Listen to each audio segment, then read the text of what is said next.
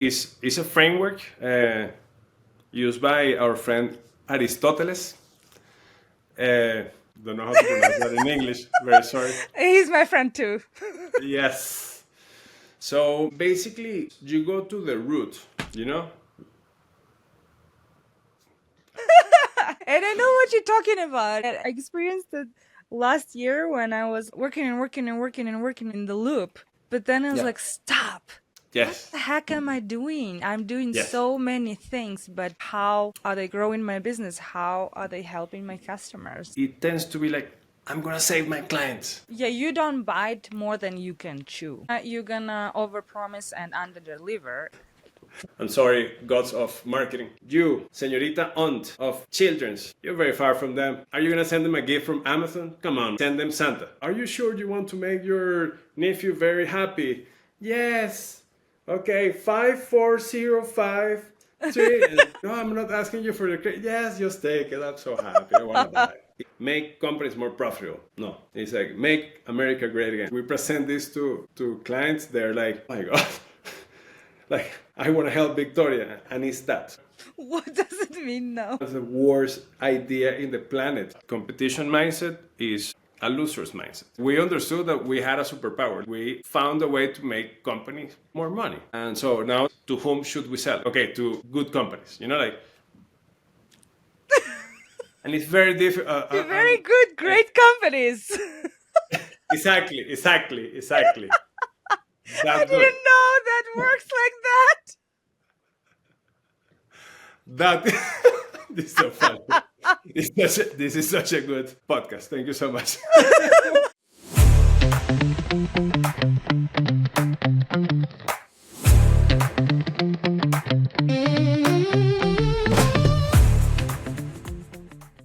Welcome to the third episode of the First Time CEO podcast. Today, my guest is Marco Mendoza. He's the founder and CEO of Wizerlink, a performance marketing agency. He's hilarious and has an interesting story of starting a business. Marco helped numerous brands with rapid digital growth and now leverages AI to accelerate creative processes and optimize costs. We discussed such how-tos as establishing a clear mission as a guiding North Star, mastering key marketing fundamentals with a sharp focus on value and target audiences, building a strong team through effective leadership and collaboration, balancing passion with pragmatism for sustainable growth, and also his lessons and challenges as a first-time CEO and more. Hello. This is the First Time CEO podcast, and I'm your host, Victoria. I am the CEO and co-founder of Olympia. We provide entrepreneurs with AI teams. Next week, I'm hosting a demo webinar, and I'm inviting you to join for free online to see how our AI assistants can help you streamline your operations. I will leave the link below in the show notes and we shall start. Hello, Marco, how are you doing? Señorita Victoria, how you doing? All great here. Finally, we made it. We made it. We finally started. I'm absolutely excited to have you with me today and to chat about your journey. Thank you so much. I'm super excited and happy to be here. So we're in Mexico City now, and I know that you came from Venezuela. How was your entrepreneurial journey there? Because I know that you had some entrepreneurial activities already there before starting Wizerlink. Wizerlink. Yes. Well, first of all, thank you so much for having me here. I told you I have an issue with that word.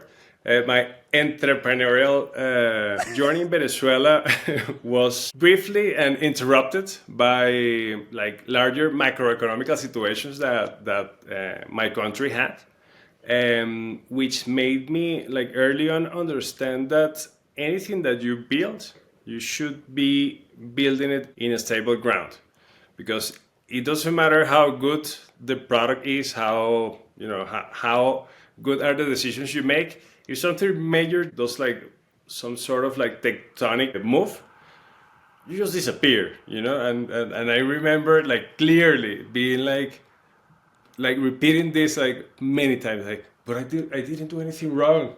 I didn't do anything wrong. And it's like, the world doesn't care, you know? So it was great. It was like very interesting to see how you can shape the world in front of you based on the decisions that you make, but at the same time understanding that it's not just you, it's your team, and you need to understand how to play with those major things and be always looking to understand what's the thing that you have to do in order to be prepared for anything. And by tectonic plates, you mean the political situation, right? Back then. Yeah, is just to give you an example. At some point, I was working with sports magazine, so we were printing a lot of paper. That it was insane. Like I didn't know how heavy paper was until I received like the last print that we have. I was like, oh my! Like we place all of this inside of a building, and the building, like at some moment, did like. I was like, damn, this thing is very heavy. It was a lot of paper. When you print, most of the investment of your company is in that paper. And when you are in an economical situation in which you can pass from day one to day two to a 142% inflation, Oh God. yes, you're like, I remember that clearly. Like it was like a call from the printing company. It's like, Pedro, can you send me the bill? It's like, yeah, like, but we have to talk. It's like, oh, discounts. It's like, no. I'm a very positive person, so like every time I hear like we have to talk, it's like, yes, something amazing is gonna happen. Like, no, no, no, no. So he was like, dude, like this is it. So what you were printing before is 142% more expensive. More than double. And I was like, dude, but it's like we're printing a lot of paper. I cannot take, this is, I love this concept of a torpedo below the waterline or above the waterline. When you're in a big boat and you receive a torpedo below the waterline, you're done. That boat is gonna sink for sure. And it was like, okay, that's way below the waterline. And yeah, like I had to fire everybody, and it was this thing. It's like I didn't do anything wrong, and it was like it was related to a macroeconomic situation that was attached to a political decision that, like, boom, and I say, oh my god. So that was brief. That was your first attempt. And then Yeah. then you arrived to Mexico City. You Yeah. decided to move because of that political situation. And how did the idea of Wizerlink appear in your head? And what did you start from? What's the story? So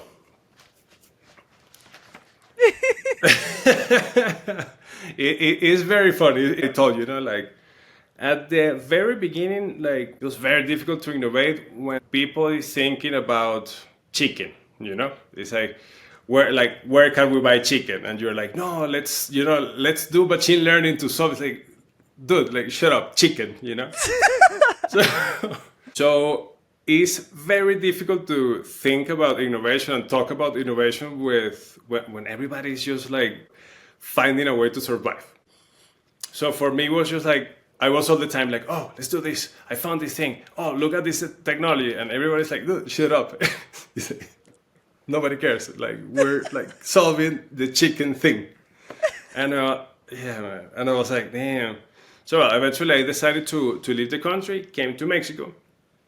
And during this time, I think like one of the most difficult thing was that the dollar was going up rapidly, like 2 times, 3 times every month. What was the year? What was the year? That was 2004, December 2014. This 2014. Got it. So like, End of the year. yeah. So, well, at the end, I decided to move here to Mexico City, and I started working with Upwork, doing a lot of freelancing. But I realized that I'm really good at selling. Like all my life, I've been really good at selling. So I was there, it's like, okay, so I'm gonna succeed selling hours here. So I started and I became really good at selling. So it's like, oh, I'm gonna take this contract. Okay, you got the contract. Ta, you got this other contract. Ta. It's like, oh, I'm getting so many contracts. So I was like, okay, I need to find somebody that helps me with this. So I started a small team and just realizing that honestly, I could sell most of the things if I had a grasp of what the person was trying to get done. So I started selling like translations, web pages, presentations, a lot of like the kind of basic marketing layer. And from there, I end up with a, I don't know, like 15-person team. But it wasn't a company, you know. It was just like me trying to generate as much dollars as I could so I can move out of Venezuela. So it was that. So then I moved here and I had people. And I was like, I guess this is like an agency. Maybe I built an agency, like what I'm doing, you know? Accidentally built an agency. So you were Honestly. selling whatever. You created presentations. You created digital stuff that helped other people to deal with their business, right? Exactly. Yeah, it was mainly companies that didn't have the money to have a marketing team and they needed to outsource a lot of things like translation for web pages because they were going to try to enter the Mexico market. So from there it was like, oh, but like, what else do you have? It's like, what do you mean? It's like, do you have presentations for tarara and the emails? I was like, oh no, like, do you do that? Of course, my friend, we do. I do everything. And it was like, but do you have time? Yeah. Like, damn, like how I'm gonna do this? So basically it was like completely improvised. But it wasn't a company, as I tell you. It was just like some, I don't know, like whatever thing. It couldn't be named a company. So I remember being in Mexico City, being in my apartment, and like thinking, it's like, okay, well, I think I need to get a job. I came here, and it's like, I don't know the Mexican market. You know, I have no idea what is funny here. I have no idea what like cultural okay here. So well, I started looking for a job. Soon enough, I said, oh, like this is not my path, you know.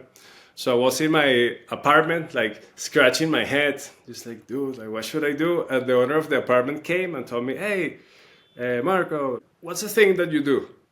And I'm like, what's the thing that you need? And he, and he told me like, well, I need a web page and I need this thing called SEO. I was like, yeah, of course, SEO, like most important thing in the world. For some reason, that thing matched with the people that I already had for like outsourcing.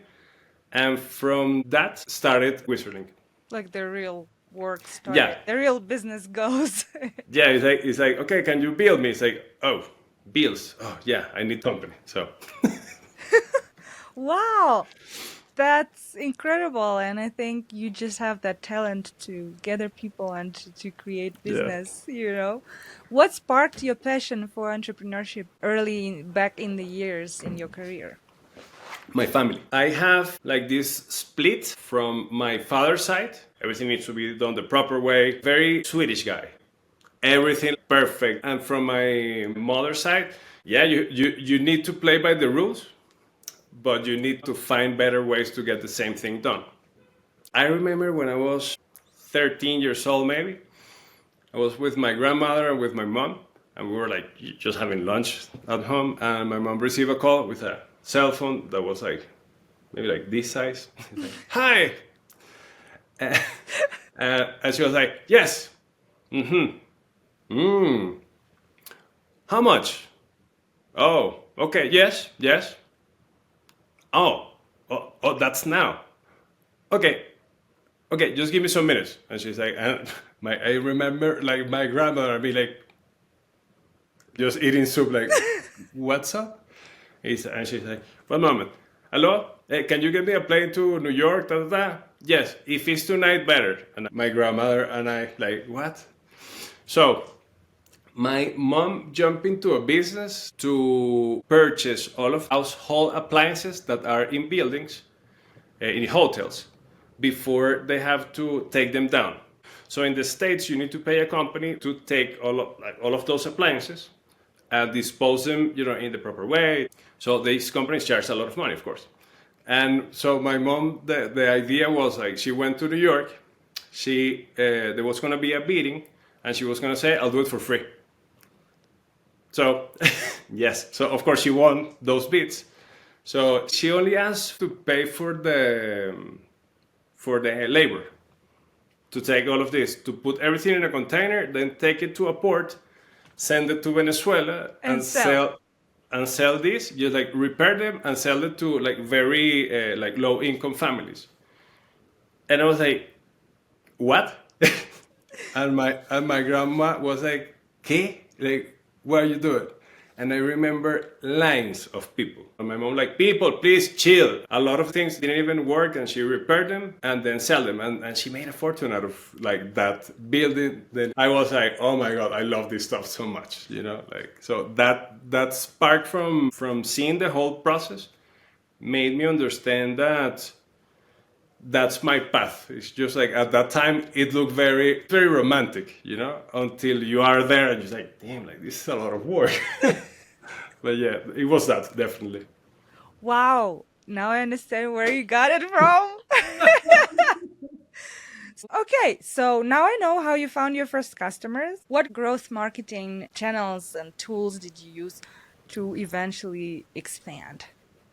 Yeah, it was like from the very beginning, our clients started to get a lot of traction with what we were delivering. They started to get like too many leads. It was like actually like kind of easy 10 years ago, because like there's like not a lot of people was doing this stuff.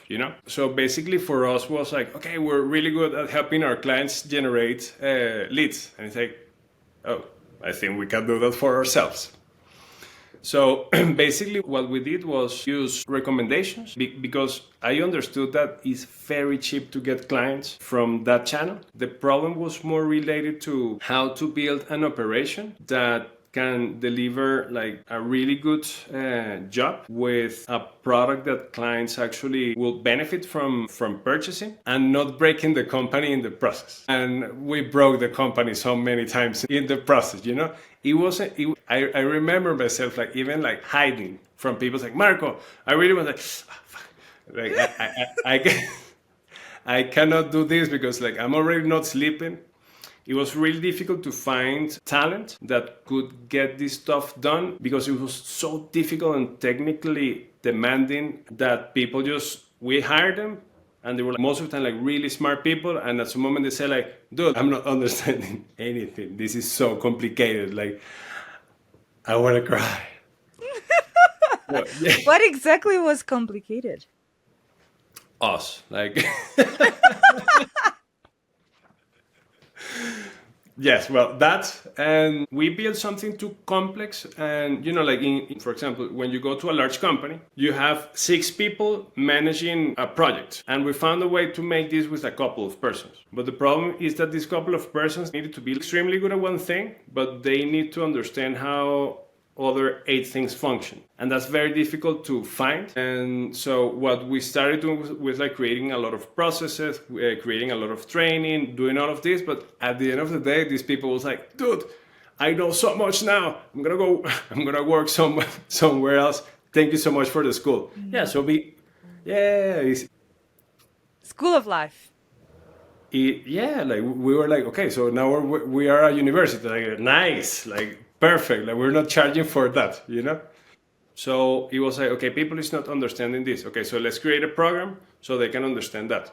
And then it's like, okay, now they understand that, but we are not paying them so much for all the knowledge that they have right now. So they're leaving to like, companies that can actually pay what they should be paid, because now they know. And they say, okay, that wasn't the outcome that we were looking for. It's like amazing that we're helping people. It's like, okay, but like this is not our business. So it just like became that thing, which I think is like how companies function at the very beginning, when they don't have a very clear goal, when their mission is not very clear, you tend to just like jump to any problem that is on fire. It's like, oh, there's a problem there. I'm gonna jump there, and then I jump there, and then jump there. Like 2 years pass by, and because you don't have that northern light, you think that you're making progress because, well, I solved 250 problems, and the company is, generating some cash, and everything is like good. But you're just like Running around. in circles. Yeah. It's very chaotic. So what did you do to fix that? Basically, like first thing is like defining a clear mission. Like, what is our cause? I like the cause much more than vision and mission because those things like tend to petrify humans. It's like very easy to make a person to like, it's like, oh damn, the mission again, this thing. Yeah, it's like it's that thing that I see it also in personal growth. When a person is like, okay, I want to grow, it's like, okay, what's your goal? It's like, it generates this fear-based response and you keep going in circles. So basically my partner at the time that took me by the ear, like, Marco, sit down, let's do this, like, enough. So we define a very romantic goal at the time. We understood that we had a superpower. We found a way to make companies more money. And so now, to whom should we sell it? So the first exercise was like, okay, to good companies, like, and it's very difficult. Very good, great companies. Exactly. I didn't know that works like that. That this is so funny. This is such a good podcast. Thank you so much. I knew it's gonna be like that. It's so good. Okay. So the first thing that we tried was like, okay, let's focus on working for really good companies, like the good companies of the world. And we like to do a lot of, and I recommend doing these exercises, which is first principles. Okay, it's a framework used by our friend Aristoteles. Don't know how to pronounce that in English. Very sorry. He's my friend too. Yes. So basically, is you go to the root, So there's this like framework.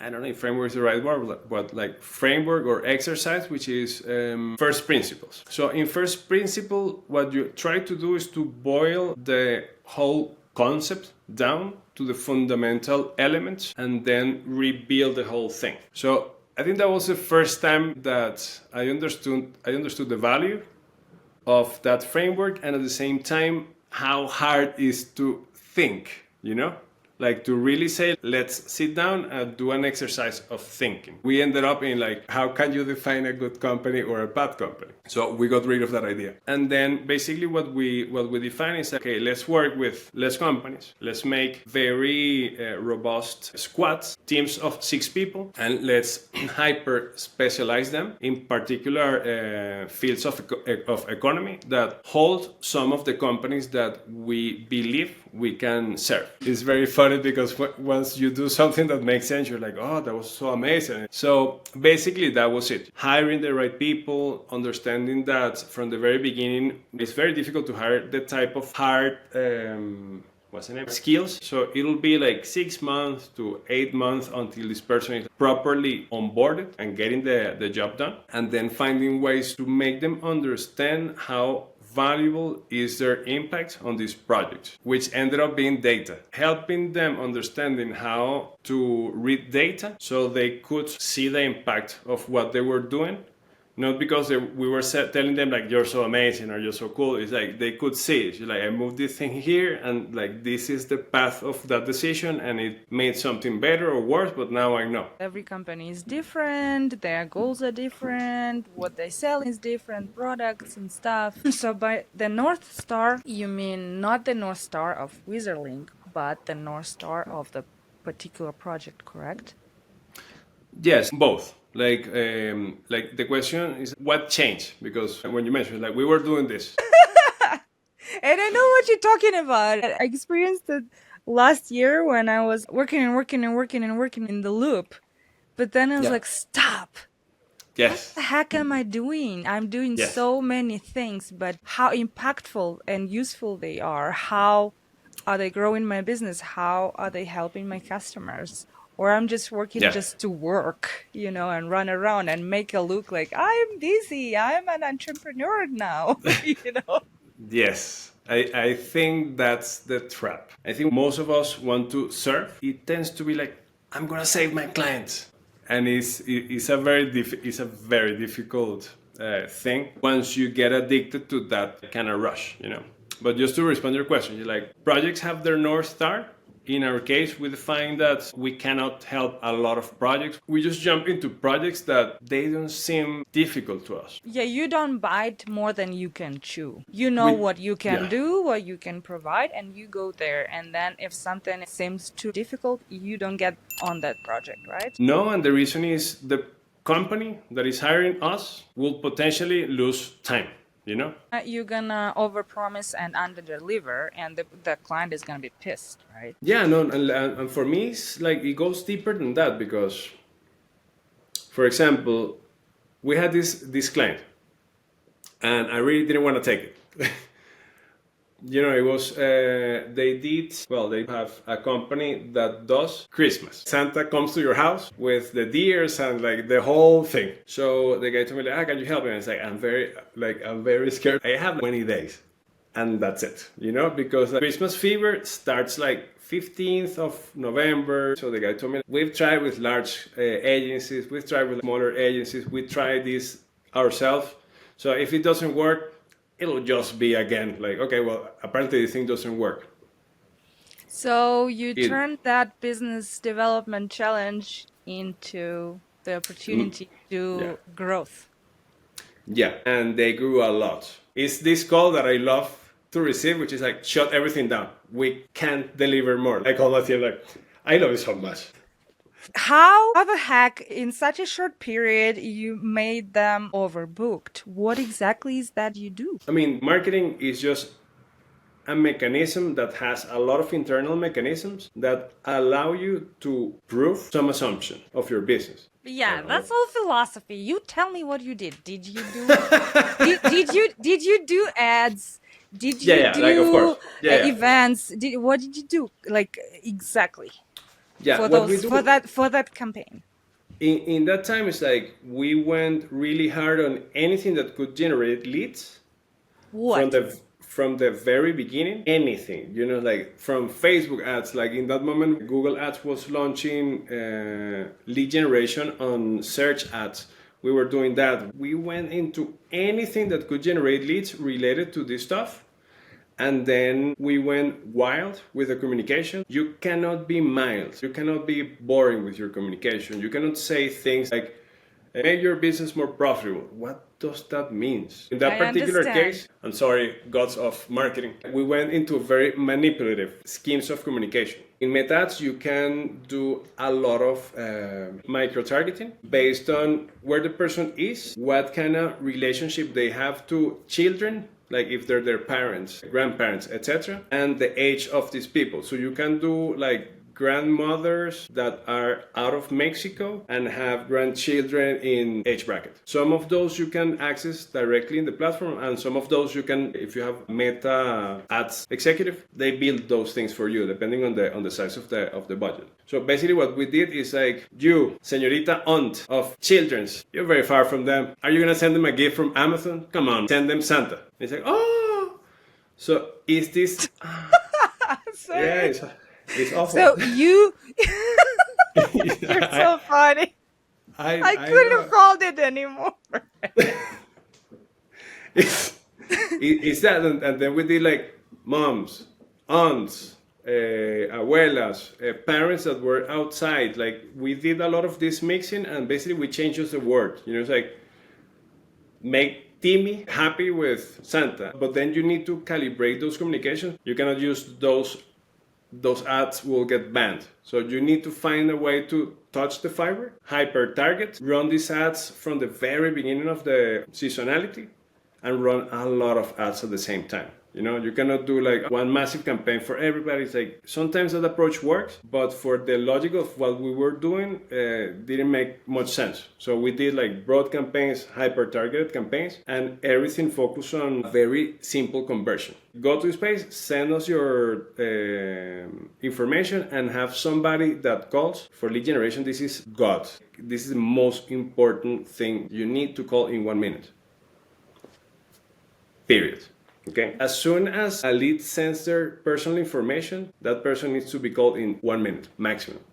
That makes the whole difference. Oh, you mean the lead comes in, they want Santa in their house, you receive it, and you have to be on the call all the time to Immediately. booked. Yeah? Immediately. I call you in 23 minutes, which sounds like good time. In 23 minutes, what are you doing? Something. You know, so that first attempt in 23 minutes is not good enough. What will you be doing in 1 minute after you send this form? Still thinking about it. That's it. So that makes the whole difference. Most of the time, people's life is very boring as a general thing. Don't make it more boring. Don't call like, Señorita Victoria, how are you doing? I'm calling you from company XYZ. Do you have 5 minutes? Like, you know? Like, come on. Or you have somebody like super cheerful that is calling you like, hi, Victoria, I'm so happy that you made the decision. Do that, like call extremely fast. I'm so happy that you want to give Timmy this beautiful gift. It's like, oh, yes, I want to do that. Are you sure you want to make your nephew very happy? Yes. Okay, 5405 3. Yeah, of course. Card number. He's like, no, I'm not asking you for the credit. Yes, just take it. I'm so happy. I want to buy. It's building the whole thing. It's not the segmentation. It's not the call. It's the whole thing. It needs to be very well designed and very intentional. If a lead sends you their information, don't try to sell them. Try to serve them. Make them happy.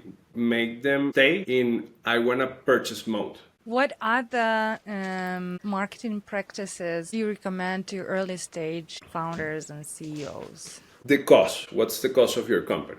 Okay? Super important. With that cost in mind, like very well articulated. It doesn't need to be 15 pages. Make it extremely simple to understand. That is very, very important. It's like, make companies more profitable. No, it's like, make America great again. It needs to be very simple. You know, so when you articulate that, people say like, okay, I know what this person, this company, this software, I know what they are all about. Number one, extremely important. Second, the buyer persona, you know, who is that person that you will die to serve? That's extremely important for the sales team.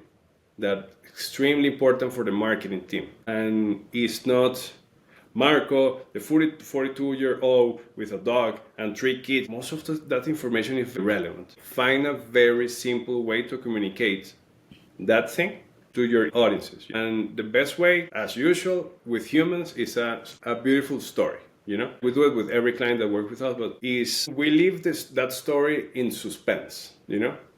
So it's like Victoria is struggling with marketing. It's like Victoria knows that marketing is a pain point in her company, and you need to make it dramatic. You know, it's very funny because when we present this to clients, they're like, oh my God, like I want to help Victoria, and it's that. And the third thing is don't outsource the responsibility. Okay, like do not outsource the responsibility of marketing. You know, and this is coming from a agency owner, you know?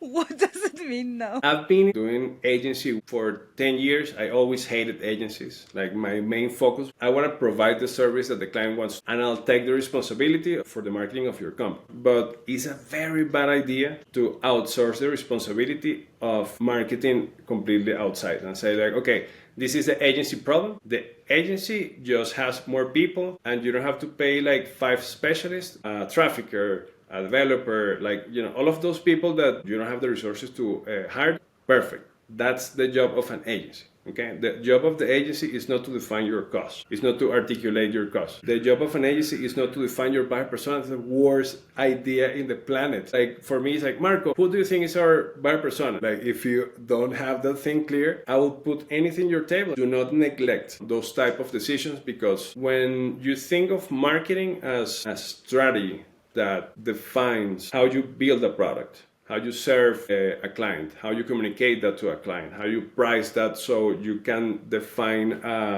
competitive advantage. That mix is a very complex thing to do, and it's a very bad thing to outsource, you know? Best idea, like what I'm recommending right now, is to have a really good professional of marketing in your team. Be sure that this person uses a lot of AI. You will drop the cost of marketing because this person knows how to use these tools, and then hire an agency to execute things. That's the right path. What is the major lesson that you learned as a first-time CEO that you probably wish you knew sooner? Don't fall in love with the business. Explain. Yes. When you fall in love with the business, you lose perspective on the fact that main goal of the company is to generate profit. So when you fall in love, as when we fall in love in like our personal life, we see everything very blurry, and we tend to lose perspective on what's the important thing. You know, it's like, I need to love my business, you know? No, you need to really enjoy what you're doing. You shouldn't be in love with the business, you know? You should be in love with the solution. You should be in love with building an amazing product so your client succeeds. And what is that one big challenge that you faced, and how did you overcome it? I will say that fundraising right now for me is very touchy, because it goes into like personal layers of our relationships with money. So it's like when you're fundraising and you're asking for money, and as if it is a bad thing. So for me, like right now, the biggest challenge in this like new endeavor is specifically, how do you go out there and put it like it is? I have an opportunity here and nobody's certain of anything, but we need X amount of cash to get to this point, just to be sure that we're on the right path, and then keep this thing going. So definitely my biggest challenge unresolved. I need to believe in myself. I need to take this fear out and just make the decision and push in that direction. What advice would you give to the first-time CEOs?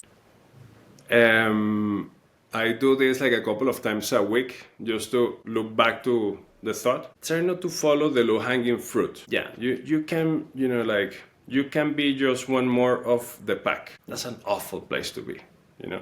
A lot of people is better than you, a lot of people is worse than you. Like, you are in this constant competition mindset, which I heard recently, and I love that. Competition mindset is a loser's mindset. You need to be clear on like to whom you're gonna serve, what's the name of that category. Once you define what's that category in where you're gonna win, you need to be the first. Because if you're the second, you start competing.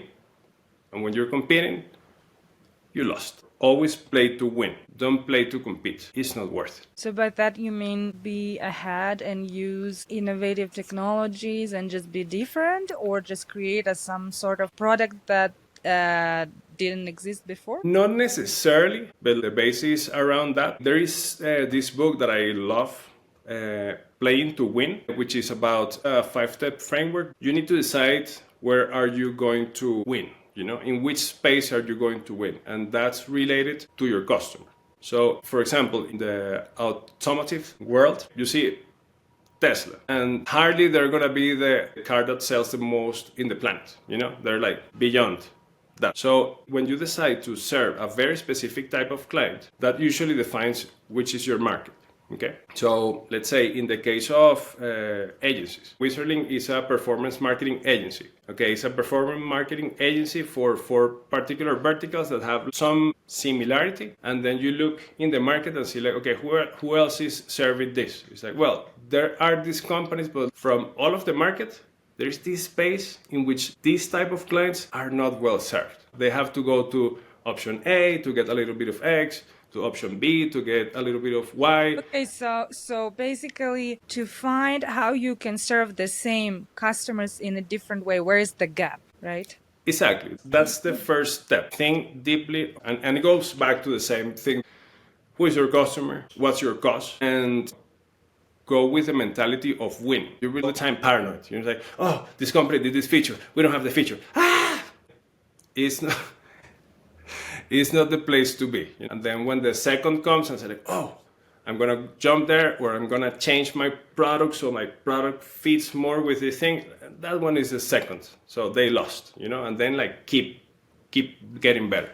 So for me, that's the reason to start a company and to wake up in the morning happy, like tired, like with all of those like CEO things, like lonely, stressed, but knowing that you're going for the win. Give me a glimpse on your AI you're building and fundraising for the product called HiLuca. What is it for, and what problem are you aiming to solve with it? Yes. Main problem that we're trying to solve is giving the opportunity for marketing managers or business owners that have a very clear understanding on brand, product, buyer persona ideally, how to build proper marketing and communication systems. It's not focused on how to generate leads faster. It's not there, The focus is to help companies build really good marketing, really good communication systems to communicate their brand in a very consistent way. So basically what the system does is like help companies or help individuals that are responsible for marketing decisions to have a partner, in this case, Señor Luca, that helps you throughout the process of making all of these decisions in a very simplified way so you can be sure of what you're doing and you don't depend so much on agencies, or you can communicate your thoughts in a more consistent way. So when you talk to the agency looks at the output of HiLuca and says, like, I know exactly what you want. So it basically helps identify the buyer persona and what you need to do to achieve XYZ, right? Exactly. Using campaigns, using like lead generation, creating funnels, all of those things that people is very funny, desperate to do. But it became the goal, like to launch the campaign, and that's not it, That's not the important thing. The important thing is you need to build a brand, you need to build all the communication, and when you launch a campaign, you have a clear goal, you have like all of those things that a world-class marketer will know how to do. Okay. And the last question, so you mentioned one book. Any other resources you would recommend that were useful for you to read, to listen to? Yeah, there is this book called Extreme Ownership. Extreme Ownership. Amazing book, all about the fact that own it. Your employee made a disaster. It's yours. Everything comes down to you. If you're leading a project, everything comes down to you. Playing to win, I super recommend it for like strategy decisions. Amazing book, super simple, easy to read, easy to implement. Not very related to the business part, but more like health part, which it can become a problem for a CEO if you don't take care of that. Huberman podcast, I really like it. They're like too long, I guess. It's like 3 hours podcast for each subject, but really good to understand your body, how you function, so you can get better at functioning better, so you can be better at running your company. Thank you so much for our chat. It was packed with valuable knowledge. I'm very grateful. Thank you so much for your time. Thank you so much for the amazing question. I had a blast. I laughed for a long time. I think I need to do like some face relaxing. Definitely. Thank you so much for your time, and hope to connect very soon. Yeah, thank you. And thank you guys for watching and listening. And I remind you, all the links, all the resources that Marco mentioned and we talked about are going to be in the show notes under the episode. And of course, I'm going to connect you with Marco and put some links how you can find the website, LinkedIn. And I remind you about our demo webinar of our AI assistants at Olympia that I'm going to host on the 26th of February at 1 p.m. CST. And I'm going to leave the link also. It's free to sign up, and I'm looking forward to show you what our AI assistants can do for you. Thank you, and I'll see you in the next episode. Bye!